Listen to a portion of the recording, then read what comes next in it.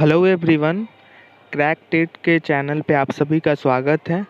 जैसा कि हम सभी प्रैक्टिस सीरीज़ देख रहे हैं जो आगामी दिसंबर 2022 में सीटेट की एग्ज़ाम होने वाली है, उसके जो भी महत्वपूर्ण टॉपिक्स है, महत्वपूर्ण प्रश्न बन सकते हैं, उसके जितने भी डायमेंशन जो एग्ज़ाम पॉइंट ऑफ व्यू से बहुत ही ज़्यादा इम्पोर्टेंट है, उसको हम लोग कवर करने का प्रयास कर रहे हैं। और मेरा प्रयास यही है कि एमसीक्यूज़ के माध्यम से लगभग सभी डायमेंशंस को पूरा कर लिया जाए, जिससे आप एग्ज़ाम हॉल में जाने से पहले कॉन्फिडेंस महसूस कर सकें और अपनी एग्ज़ाम की तैयारी को और भी बेहतर दिशा दे सकें। तो इसी क्रम में आज हम लोगों का ये 1000 प्रश्नों के महासीरीज का 13वां लेक्चर्स है। अब तक हमने लगभग 150 प्लस प्रश्नों को देख चुके हैं हम लोग, और आने वाले दिनों में हम लोग लगभग 100 वीडियोज़ को इस सीरीज को कंप्लीट करेंगे 100 वीडियोज़ के माध्यम से। आप सभी से अनुरोध है कि आप निरंतर कक्षाओं को देखें और देखें कि किस प्रकार से हम एलिमिनेशन मेथड से या कुछ कॉमन सेंस के माध्यम से प्रश्नों को हल करते हैं। मैं आने वाले दिनों में मैथ से भी जो भी क्वेश्चंस बनते हैं, जो भी फ्रैक्शंस हो, डाटा हो, जो भी हो, मीन मीडियन, जहाँ से प्रश्न बनते हो नंबर सिस्टम से, तो वो जो पॉइंट ऑफ व्यू, जो एग्ज़ाम पॉइंट ऑफ व्यू से जो इम्पॉर्टेंट टॉपिक है, जहाँ से क्वेश्चन रिपीटेड होते हैं, जहाँ से हर वर्ष सिर्फ उन्हीं टॉपिक से प्रश्न आते हैं, तो हम लोग प्रयास करेंगे कि सिर्फ वही चीज़ों को पढ़ें जो एग्ज़ाम हॉल में काम आए। हमें नहीं मोटी मोटी नोट्स बनाने हैं और नहीं कुछ ज़्यादा करने की आवश्यकता है। बस चीज़ों को समझने का प्रयास करें कि कैसे समाजीकरण बनता है, क्या क्या उसके प्रभाव पड़ते हैं, उसके क्या क्या दुष्परिणाम हो सकते हैं, क्या क्या उसके सकारात्मक आउटकम निकल सकते हैं। तो अगर हम लोग इन 4-5 एस्पेक्ट से अगर किसी भी टॉपिक को कवर करते हैं, तो आप यकीन मानो कि इन्हीं 4-5 जो एस्पेक्ट है, इन्हीं से क्वेश्चंस भी बनते हैं। तो आप ये ना सोचें कि मैं एक परीक्षार्थी हूँ, बल्कि आप ये सोचें कि मैं ही क्वेश्चन बना रहा हूँ। तो इससे क्या होगा कि आप चीज़ों को ज़्यादा अच्छी तरीके से कर सकते हो। आप इसको क्या कर सकते हो, मेमोराइज करो। आप सोचो कि क्या प्रश्न बन सकते हैं, इस पे अगर कितने एस्पेक्ट्स में क्वेश्चंस आ सकते हैं। आप एग्जांपल के तौर पे मान लो, अगर आप बाल अवस्था पढ़ रहे हो, तो आप ये मत पढ़ो कि कौन से उस पे सिद्धांत दिया, किसने क्या क्या। आप ये सोचो कि इसके बाल अवस्था में कौन कौन से कारक जिम्मेदार हैं, कौन कौन सी क्रियाएं करने पे इसके क्या क्या आउटकम आते हैं, क्या क्या इस पे प्रभाव पड़ते हैं। तो अगर इस प्रकार से आप प्रश्न को सोचेंगे, इस प्रकार से प्रश्न को देखेंगे, तो आप यकीन मानिए कि आप परीक्षा में बहुत से विद्यार्थियों से अपने आप को आगे पाएंगे। और मेरा यही प्रयास है कि आपको समझ विकसित किया जाए। आपको रटा हुआ कुछ नहीं करना है, आपको रट्टू तोता नहीं बनना है कि आपको बस चीज़ें रट जानी। उससे क्या होगा कि आप कितना भी रट लो बस, बट एग्ज़ाम हॉल में जाने के बाद वो सारी चीज़ें आप भूल जाते हो। तो हमें क्या करना है कि समझ विकसित करना है। वो कहीं से भी प्रश्न घुमाए, कहीं से वो चीज़ों को अनक्लियर रखें, बट आप अपने आप से क्लियर रहो, जिससे एग्ज़ाम हॉल में आपको आसानी हो। ठीक है, तो आज का पहला प्रश्न है, आंशिक दृष्टि वाले विद्यार्थियों के लिए निम्नलिखित में कौन सी अधिगम सामग्री उपयुक्त नहीं है। Which of the following is not a suitable learning material for students who are partially sighted. यानी देखो, आंशिक दृष्टि से वो बच्चे के लिए कौन सा जो मटेरियल है, कौन सा जो चीज़ें हैं, वो उपयुक्त नहीं है, यानी उनके काम के नहीं है। पहला है बड़े आकार में मुद्रित पुस्तकें, यानी जो लार्ज प्रिंटेड बड़े बड़े पुस्तक हैं, वो एक मटेरियल्स के फॉर्म में नहीं, बल्कि वो लंबी लंबी बस उन किताब दे रहा है, वो बोझ बढ़ा रहा है। ठीक है, इसका कहने का तात्पर्य यही है। दूसरा है त्रिविमीय नक्शे और चार्ट, यानी 3 डायमेंशनल मैप आप देखते हो, जिसमें कई चीज़ें रहती है। अगर आप छोटे बच्चों के देखोगे तो उस पर चित्रण वगैरह रहते हैं, ऐसे उसका एप्पल नहीं, सॉरी, पॉलिटिकल, फिजिकल, तो वो छोटे छोटे रहते हैं। आप जैसे और आगे जाओगे तो उसमें और चीज़ें जोड़ी जाती हैं। ये बात हो रहा है। जो चार्ट आप पढ़ते हो कि चार्ट के माध्यम से, ग्राफ्स के माध्यम से उसको समझाने में आसानी होती है, तो ये इसमें बात हो रही है। तीसरा है बोलती पुस्तकें, स्पर्शीय सूचना पट, talking books, field bulletin board, यानी जो स्पर्श सूचना पट जो दिखता है उसका प्रयोग करके। चौथा है छोटी मुद्रा वाली card sheet, small print worksheet. तो प्रश्न क्या दिया हुआ है कि आंशिक दृष्टि, जो पार्शियली साइटेड जो स्टूडेंट है, उसके लिए कौन सा उपयुक्त नहीं है। तो आप देख सकते हो कि जो बड़े आकार की मुद्रित पुस्तकें, अगर वो आंशिक दृष्टि से वो ग्रसित है तो उसे छोटी चीज़ें जल्दी दिखाई नहीं देगी।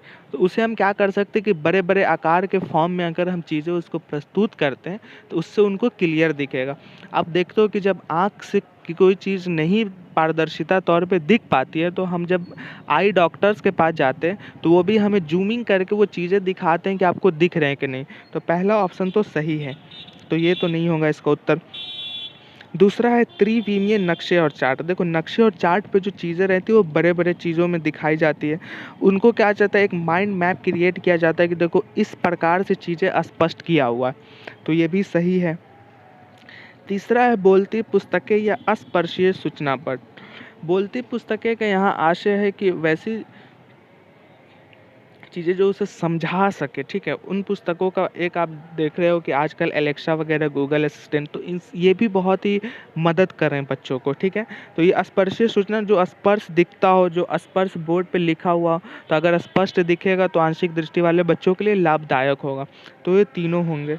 चौथा छोटी मुद्रा वाले, अगर हम छोटी मुद्रा दिखाएंगे, एक तो पहले से उसे दिख नहीं रहा है और फिर हम उसे वही उससे भी छोटी चीज़ें दिखा रहे हैं तो उसे तो और अस्पष्ट दिखेगा, तो इसलिए इसका उत्तर हो जाएगा डी।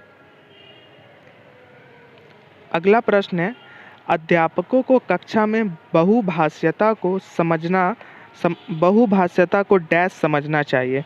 यानी अध्यापक को क्लासरूम में बहुभाषीयता यानी एक से अधिक भाषा का प्रयोग से डैश समझना चाहिए। पहला ऑप्शन है एक गुण और साधन, यानी एक गुण और साधन के रूप में। दूसरा है एक रुकावट। देखो रुकावट अगर बहुभाषीयता के प्रयोग से होगा तो बिल्कुल नहीं होगा, तो अब हमारे पास बचे 1, 3, 4, दूसरा ऑप्शन एलिमिनेट हो जाएगा। तीसरा एक समस्या, अगर बहुभाषीयता रहेगा तो इससे सकारात्मक प्रभाव पड़ेंगे, बिल्कुल समस्या का नहीं चीज़ें हैं, तो दूसरा ऑप्शन भी गलत हो जाएंगे। तो अब हमारे पास बचे एक गुण और साधन, और चौथा ऑप्शन बचे हमारे पास एक व्यवस्थागत मुद्दा, सिस्टमेटिक इशू। यानी एक सिस्टमेटिक इशू का आशय है कि कोई भी चीज़ या क्रिया जो भी हम करते हैं वो अच्छे तरीके में, एक सिस्टमेटिक वे में हो, जिससे वो चीज़ें ज़्यादा स्पष्ट हो, ठीक है। तो बहुभाषीयता जो है यहाँ पे अगर आप एक साधन के रूप में इस्तेमाल करोगे तो बच्चों को क्या होगा कि वो चीज़ें ज़्यादा सीखने में आसानी होगी। उनसे क्या होगा कि वो जो भी क्रियाएं करेंगे उनमें उनको आसानी होगी और उनके प्रति उनका आकर्षण बढ़ेगा, उनकी रुचि में बढ़ोतरी होगी, जिससे वो क्रियाएं करने में और उन्हें आनंद आएगा और उसके प्रति वो रेगुलरिटी मेंटेन कर पाएंगे, ठीक है। तो इसलिए दूसरा का ऑप्शन हो जाएगा ए। अगला प्रश्न है, निम्नलिखित में कौन सी परिपाटी विद्यार्थियों में संकल्पनात्मक समझ में बढ़ोतरी करने में सहायक है? Conceptual understanding among students is likely to improve in the settings which emphasize on। तो देखो इसमें प्रश्न क्या पूछ रहा है कि कोई परिपाटी जो हो, कोई एक परिपाटी आप मान लो, उसको जो है विद्यार्थियों में संकलनात्मक समझ यानी जो संकल्प लेकर जो क्रियाएं करते हैं, जैसे आप मान लो कि हम कोई चीज़ करने के संकल्प लेते हैं, ठान लेते हैं, तो उस चीज़ को करने में हमें क्या होता है कि समर्पण महसूस होता है, उस चीज़ को करने में हमें आनंद आता है और उस चीज़ के प्रति हम लोग ज़्यादा आकर्षित होते हैं कि नहीं मुझे ये लक्ष्य हासिल करना है। तो यही पूछ रहा है कि इसमें कौन परिपाटी यानी कोई एक क्रिया, आप मान लो यहाँ पे परिपाटी का अर्थ सहायक हो सकता है या उसे बढ़ोतरी करने में सहायक हो सकता है। पहला प्रतिस्पर्धा आधारित, यानी जो कंपटीटिव जो होता है, कंपटीशन बेस जो होता है चीज़ें, अगर वो हम करते हैं तो बच्चों में संकलनात्मक समझ में वृद्धि होगी, कॉन्सेप्चुअल थिंग्स में वृद्धि होगी। हम लोग पहले बहुत दिनों से बात कर रहे हैं इस वीडियो लेक्चर में से, कॉन्सेप्ट का मतलब है कि बच्चों को समझ विकसित करना। कॉन्सेप्ट का अर्थ है कि उन्हें वो क्रियाएं बोध कराना जिससे उन्हें चीज़ें आसानी से समझ आए, उनकी लर्निंग, उनके अधिगम में जो रुकावटें आ रहे हैं वो दूर हो जाए, ठीक है। उनको रटने की विधि जो है उससे उनके छुटकारा मिले, तो कंसेप्चुअल का बेसिक मीनिंग यही होता है। दूसरा है पाठ्य पुस्तक केंद्रित शिक्षा शास्त्र, यानी जो पाठ्य पुस्तक है, जो टेक्स्ट बुक है, जो किताबें उसे दिया गया, उसको केंद्र में रखकर अगर हम चीज़ें करते हैं तो उनकी संकल्पनाओं, कंसेप्चुअल थिंग्स में वृद्धि होगा। तीसरा है बारंबार परीक्षाएं, फ्रीक्वेंट एग्जामिनेशन। और चौथा है अन्वेषण और संविधान, इंक्वायरी एंड डायलॉग। तो आप जानते हो कि कंपटीशन में क्या होता है कि बहुत समय बच्चों में एक सकारात्मक चीज़ें भी डेवलप होती है। सकारात्मक चीज़ें का अभिप्राय है कि उनमें सामने वाले के भाव के प्रति हो सकता है कि मैं उससे आगे निकलूं, लेकिन ये जो सकारात्मक चीज़ें हैं वो निगेटिव थॉट्स में आते हैं। सकारात्मक होकर भी कंपटीशन जो निगेटिव थॉट, इसलिए कि प्रतिस्पर्धा के माध्यम से अगर हम कोई क्रियाएं करते हैं तो वो क्या होता है कि कुछ समय के लिए रहता है, वो परमानेंट नहीं होता। अभी आपको मन में चल रहा है कि कैसे भी करके अपोजिट्स वाले जो लोग हैं, जो पीपल्स हैं, उन्हें हमें हराना है, ठीक है, तो ये नहीं होगा। पाठ्य पुस्तक केंद्रित से आप बच्चों में संकल्पना विकसित नहीं करते। हम लोग पूरे लेक्चर्स में यही बात करते हैं कि हमें रट्टू नहीं बनना है, हमें कॉन्सेप्ट बनना है, यानी हमें कॉन्सेप्ट की अवधारणा को समझना है, जिससे हमें जो भी क्रियाएं हैं वो करने में आसानी मिले। तो दूसरा ऑप्शन भी नहीं होगा। हाँ, अगर यहाँ पे रहता है कि कॉन्सेप्ट बेस केंद्रीय शिक्षा शास्त्र, तो ये वहाँ पे बेहतर ऑप्शन होता। तीसरा है बारंबार, तो ये भी नहीं होगा।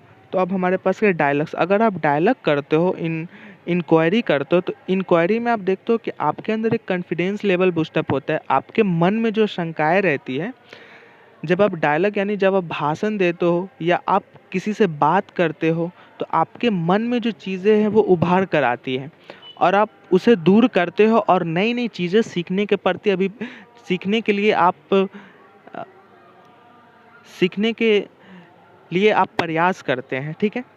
तो इसलिए इसका ऑप्शंस हो जाएगा जो संकल्पना वृद्धि होगा, इंक्वायरी। जैसे अगर आप मुझसे कोई प्रश्न पूछते हो और मैं उसे क्या करता हूँ कि आप उसे एक डायलॉग के माध्यम से आपको समझाता हूँ, तो ये क्या हुआ कि कॉन्सेप्ट, अभी आप वहाँ वीडियो देख रहे हो और मैं समझा रहा हूँ, तो क्या हो रहा है, कॉन्सेप्ट डेवलपमेंट का काम चल रहा है। अब बिना किसी किताब के कोई चीज़ को समझ रहे हो, ठीक है।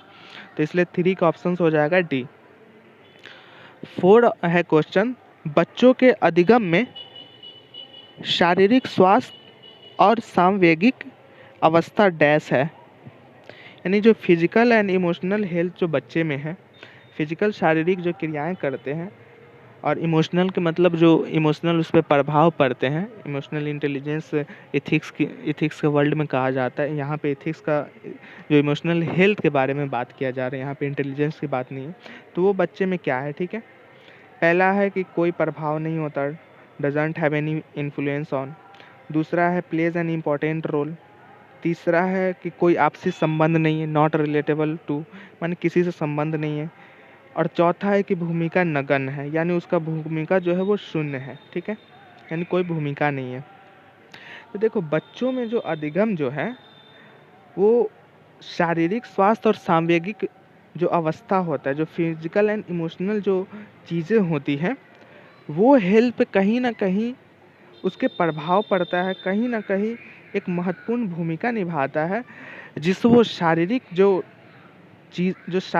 वो क्रियाएं करता है या इमोशनल जो क्रियाएं करता है, तो उसके जो व्यक्तित्व में निर्माण होता है, कहीं ना कहीं वो जो सीखने की अभिप्राय है उसमें वो रोचक आ जाता है। अगर आप बच्चों को सीधे सीधे आप पढ़ाते हो, आप उसकी क्लास में या क्लास के बाहर या क्लास से पहले अगर शारीरिक क्रियाएं नहीं कराते हो, तो उससे क्या होगा कि उसके जो स्वास्थ्य वो खराब भी हो सकते हैं। और आप भी जानते हो कि शारीरिक क्रियाएं करने से इमोशनल डेवलपमेंट भी होता है। उसे पता चलता है कि क्या सोचने समझने की तार्किकता हो सकती है, उसका आधार क्या हो सकता है। तो ये जो हो जाएगा एक महत्वपूर्ण भूमिका, इसका आंसर हो जाएगा। इस बहुत ही सिंपल क्वेश्चन था। अगला प्रश्न है, कक्षा में प्रभावशाली अधिगम के लिए डैश वातावरण की रचना करनी चाहिए, डैश वातावरण के, यानी it is important to create dash learning environment in the classroom rather than dash one. यानी कौन सी वातावरण की रचना करना चाहिए जिससे उसके जो पढ़ाई है उसमें और ज़्यादा प्रभाव बने और ज़्यादा इम्पॉर्टेंट हो, ठीक है। पहला है सहयोगिक प्रतिस्पर्धिक, यानी जो सहयोग की हो और कम्पिटिटिव हो। दूसरा है प्रतिस्पर्धिक एंड सहयोगिक, यानी कम्पिटिटिव हो एंड कोलैबोरेटिव हो। दोनों का अर्थ एक ही है, यानी पहले कंपटीशन का भावना और फिर सहयोग का भावना, कहने का मकसद है प्रश्न का। तीसरा भयावह सा साध्य है। फेयरफुल एंड फैसिलिटेटिव ये तो ऑप्शन हो ही नहीं सकता, क्योंकि अगर फेयरफुल अगर उसमें हो जाएगा तो वो बच्चा सीख नहीं पाएगा। चौथा है प्रतिस्पर्धिक एंड सुसाध्य, कॉम्पिटिटिव एंड फैसिलिटेटिव, यानी जो उसका जो साधन, जो वो चीज़ें करना चाहता है उसके साध्य के प्रति समर्पित। ठीक है, तो आपको पता है कि प्रभावशाली के लिए हम उसे एक सहयोग, अगर हम उसके पढ़ाई के क्रम में, उसके अधिगम के क्रम में अगर सहयोगात्मक चीज़ें करते हैं एज अ टीचर, तो क्या होता है कि बच्चे में जो पढ़ने की ललक होती है, जो बच्चे में पढ़ने की जो समझ होती है और बच्चे में जो क्रियाएं करना होता है, वो कहीं ना कहीं और प्रभावशाली दिखता है। तो हमें हमेशा सहयोगात्मक भावना का विकास होना चाहिए, सहयोगात्मक क्रियाएं करने का बोध होना चाहिए। ठीक है, तो पांचवा का उत्तर हो जाएगा ए। नेक्स्ट, तो जो छठा प्रश्न है कि अपनी कक्षा में अर्थपूर्ण अधिगम को, यानी जिसका अर्थ नहीं है लर्निंग में, उसको सुसाध्य बनाने के लिए अध्यापिका को अपनी कक्षा में सामाजिक, सांस्कृतिक, धार्मिक, भाषाई विविधता को चाहिए। यानी जो अर्थपूर्ण, जो जिसका अर्थ नहीं, जिसका मीनिंग नहीं है लर्निंग में, उसको सुसाध्य यानी अच्छा बनाने के लिए एज अ टीचर कौन कौन सी क्रिया जिसमें धार्मिक, सांस्कृतिक, जातीय, भाषाई आदि विविधता को अपना सकते हैं। ठीक है, तो पहला ऑप्शन है टालना, डिसमिस करना। देखो, अगर आप चीज़ों को टालते जाओगे तो आप उन चीज़ों को अच्छा नहीं कर सकते हो, आप उसे और सुसाध्य नहीं बना सकते हो, तो पहला ऑप्शन गलत हो जाएगा। दूसरा है उपेक्षित करना, इग्नोर करना। अगर हम वही क्रियाओं को बार बार इग्नोर कर रहे हैं, जो क्रियाएं हम बहुत पहले से कर रहे हैं, तो इससे भी कहीं ना कहीं वो चीज़ें सही नहीं हो पाएगी, तो ये भी गलत हो जाएगा। तीसरा है समझना और चौथा है अनदेखा करना। देखो, ए बी डी तीनों का मीनिंग एक ही है, निगलेक्ट करो, उसको टालो या उपेक्षित करो, तीनों गलत हो गए। समझना, अगर आप चीज़ों को समझते हो तो ही आप जातीय, भाषाई, धार्मिक जो भी विविधता आप देखते हो उसे अच्छे तरीके से आप उसे अपनी क्लास में लागू कर सकते हो, जिससे बच्चों में डाइवर्सिटी आएगा। और आप जानते हो कि जब तक बच्चों में डाइवर्सिटी नहीं आएंगे, उनमें दूसरों के प्रति वो हो सकता है कि कुछ शंकाएं मौजूद रहे। हम यहाँ पे नकारात्मक शब्द का उपयोग नहीं करेंगे, क्योंकि अभी बच्चों में उस तरीके की चीज़ें नहीं विकसित हुआ है कि वो सारी चीज़ों को समझ सकें। तो एज अ पेरेंट या एज अ टीचर हमारा ड्यूटीज़ होना चाहिए, हमारा कर्तव्य होना चाहिए कि जो क्रियाएं बच्चे कर रहे हैं उसमें वो डाइवर्सिटी हो, उसके बचपन में हम वो डाइवर्सिटी दें, जिससे उनके मन में किसी और जो भाषाई विविधता वाले हैं या कोई और धार्मिक हैं, जातीय है, उनके प्रति संकोच हमारे मन में नहीं हो। इससे क्या होगा कि वो एक सफल व्यक्तित्व का उसके अंदर में बचपन से ही निर्माण होना प्रारंभ हो जाएगा। और हमारा देश भी बहुविविधतावादी है, अगर हम कोई एक खंड को उसके बचपन में छोड़ दें तो हो सकता है कि आने वाले समय में उसके मन में बहुत सारी शंकाएं मौजूद रहें, जिसके कारण वो किसी और के प्रति नकारात्मक व्यू भविष्य में रख सकता है। ठीक है, तो इसलिए इसका उत्तर हो जाएगा सी, अंडरस्टैंड। सातवां प्रश्न है अधिगम एक डैश और डैश प्रक्रिया है। यानी अधिगम एक डैश और डैश प्रक्रिया है, एक जटिल और सक्रिय प्रक्रिया है, एक सरल और रैखिक प्रक्रिया है, एक सरल व्यक्तित्व है, एक जटिल एवं निष्क्रिय है। देखो, अधिगम जो है एक कॉम्प्लेक्स एंड एक्टिव लर्निंग है। आप जब अधिगम के सिद्धांत पढ़ोगे, आप अधिगम के लर्निंग के बारे में अच्छे से डिटेलिंग में पढ़ोगे, तो अधिगम जो एक कॉम्प्लेक्स है, यानी एक जटिल प्रक्रिया, आप इसे धीरे धीरे लर्न करते हो। आप एक ही साथ सारी क्रियाओं को नहीं सीखते हो कि आज अगर मुझे 12 का पढ़ना है तो मैं पढ़ जाऊँगा, ऐसा बिल्कुल नहीं। आप पहले चीज़ों को फर्स्ट से स्टार्ट करते हो, फिर सेकेंड, फिर थर्ड, ऐसे करके 10th, और फिर आप 12th में जाते हो। आप अभी सीटेट का प्रिपरेशन कर रहे हो तो आप एक ही माध्यम से नहीं करो, पहले आप इसे जटिल माध्यम से करो, फिर धीरे धीरे ये आसान हो जाता है और एक सक्रिय रूप ले लेता है लर्निंग के क्रम में। तो 7 का आंसर हो जाएगा ए।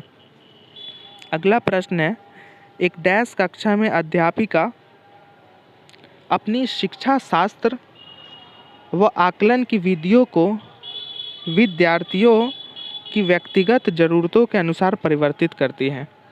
यानी एक क्लासरूम में जो टीचर है वो पेडागोगी के आकलन में विभिन्न प्रकार के जो विधि है वो व्यक्तियों के, यानी जो व्यक्तिगत ज़रूरत है एज अ विद्यार्थियों को, एज अ स्टूडेंट को किसी को ज़रूरत है उसके अनुसार चेंज करती है कि उसे वो चीज़ें सरल लगे, आसान लगे, उसको वो चीज़ें समझने में आसानी हो।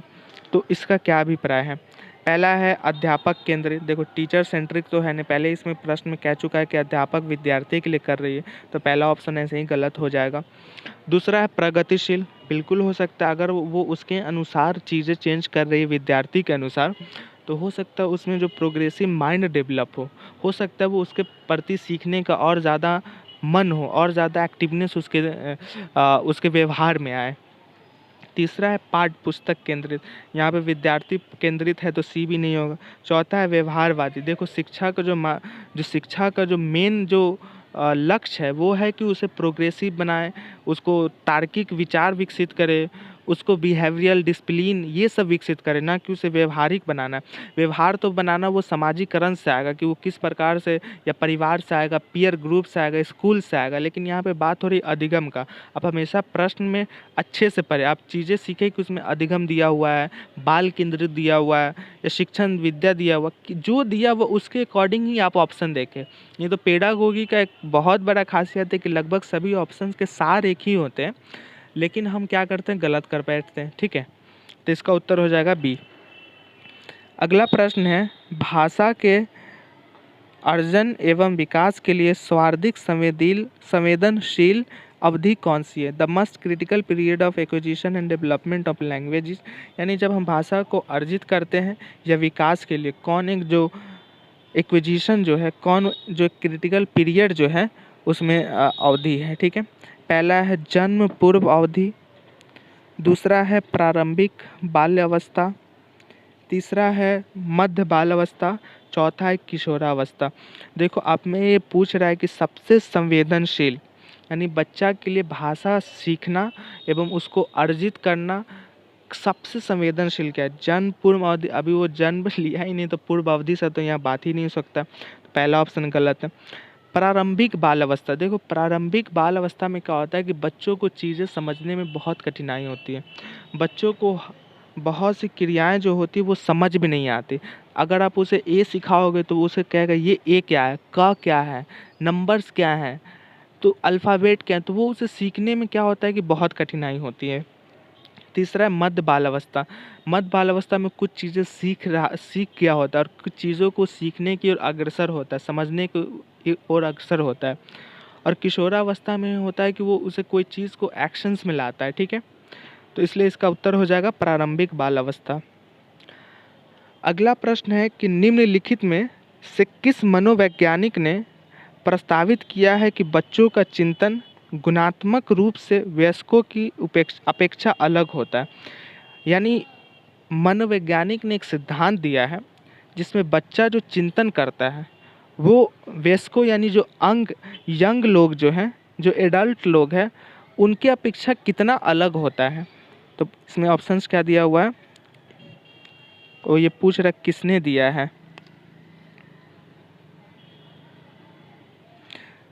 किस मनोवैज्ञानिक ने प्रस्तावित किया है? तो देखिए ये जो है बच्चों का चिंतन गुणात्मक रूप से वयस्कों की अपेक्षा अलग होता है, तो ये जीन पियाजे ने दिया, जीन पियाजे ने दिया है। लेव वेगस्की तो संज्ञानात्मक सिद्धांत है, तो ये होगा नहीं। जीन पियाजे ने इसका उत्तर इस सिद्धांत को दिया है, तो 10 का उत्तर हो जाएगा ए। अगला प्रश्न है, बच्चों के समाजीकरण में विद्यालय का डैश, यानी विद्यालय की क्या भूमिका है, क्या रोल है? पहला ऑप्शन है कि कोई भूमिका नहीं है, थोड़ा बहुत तो भूमिका है जिसका प्रभाव उस पर पड़ता है बच्चों पे, तो ये गलत हो जाएगा। दूसरा है कि बहुत कम भूमिका है, नहीं, नगण्य भूमिका भी नहीं है।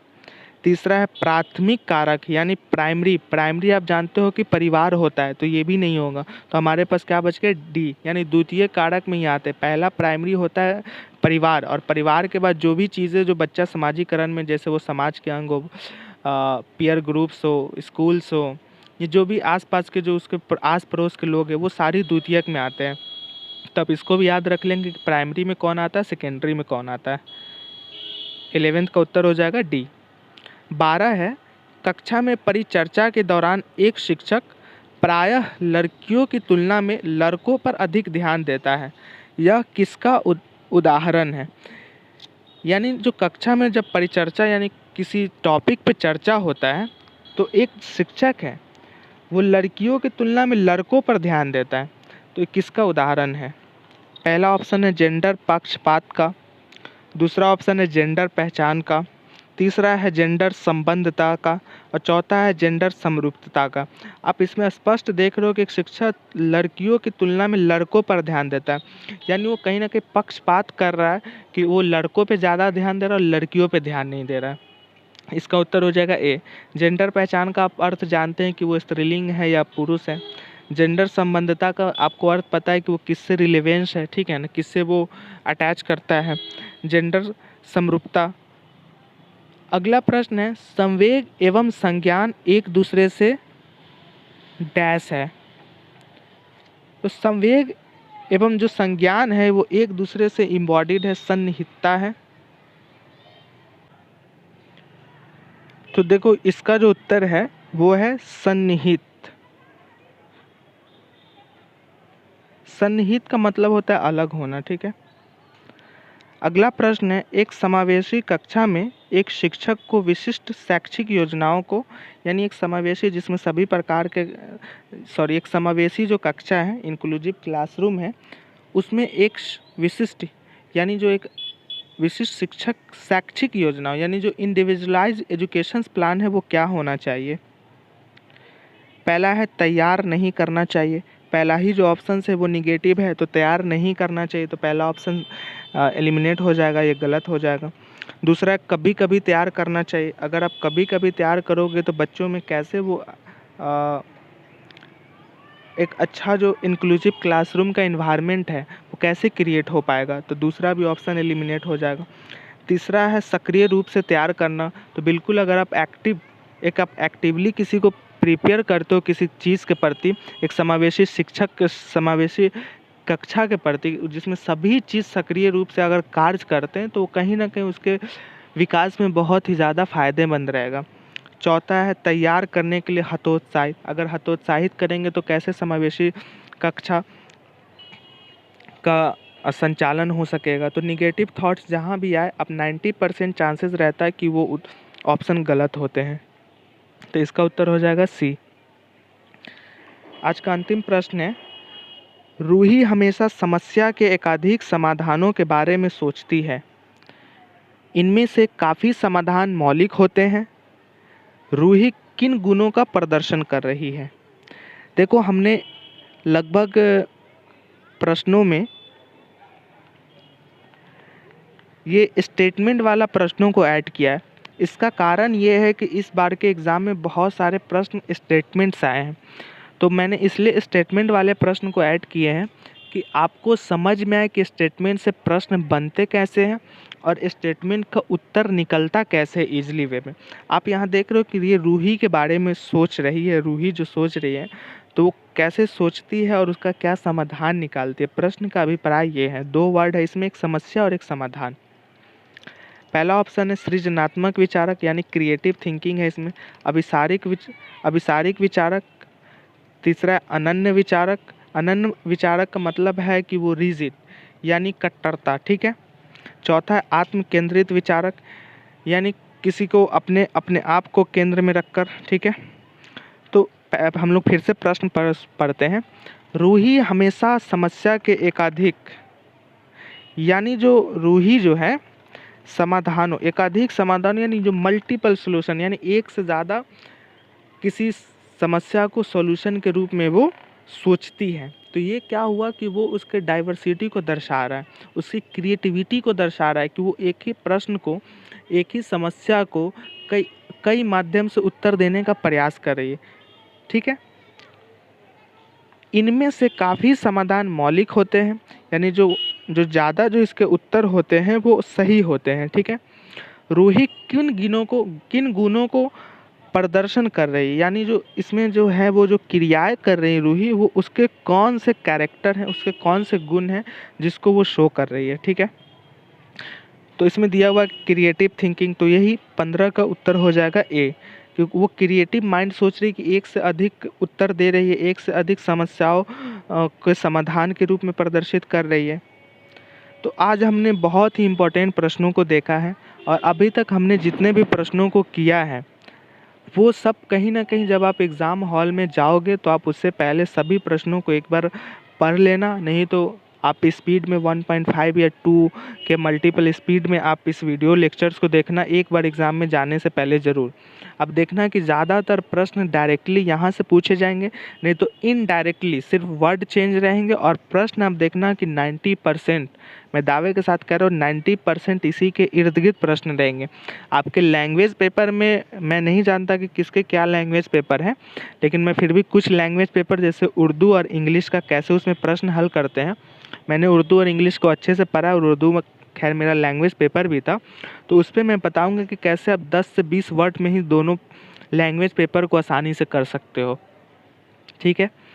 और इसके अलावा मैथ का जो नंबर वाला जो क्वेश्चंस है, जो उसका 15 पेडागोगी और 15 वो मैथमेटिक्स बेस पे जो क्वेश्चंस है, उसको भी हम लोग देखेंगे आने वाले लेक्चर्स में।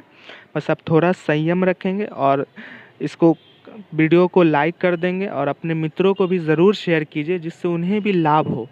उन्हें भी, जो हमारा मोटिव है एजुकेशंस को फ्री करने का, हमारा जो मोटिव है कि उन बच्चों तक ज़्यादा लाभ पहुँचे जो नहीं पहुँच पाता है, जो एक सकारात्मक दृष्टिकोण नहीं, जो सकारात्मक अप्रोच इस एग्ज़ाम के प्रति नहीं बैठा पाते, तो उनको भी इसका लाभ मिले और वो भी एक सही दिशा में, एक सही मार्गदर्शक के साथ अपनी परीक्षा को और अच्छे रूप से और व्यापक रूप से तैयार कर सके और इसमें सफलता पा सकें।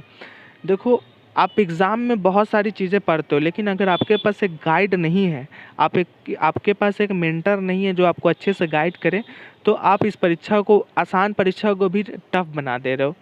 तो मैं यही कहूँगा, आपके कोई भी प्रश्न हो तो आप एज अ मेंटर मुझे देखें, एज अ गाइड मैन देखें कि आपको जहाँ भी प्रश्नों में दिक्कत आ रहे हैं, कोई चीज़ समझने में दिक्कत आ रहे हैं, तो आप मुझे पर्सनली मैसेज कर दें या इस यूट्यूब पे कमेंट में कर दें। मैं उसको डिटेल में समझाऊंगा जिससे आपके सारे जो थॉट्स वो क्लियर रहें। ठीक है, फिर हम लोग नेक्स्ट वीडियो में मिलते हैं, तब तक के लिए धन्यवाद।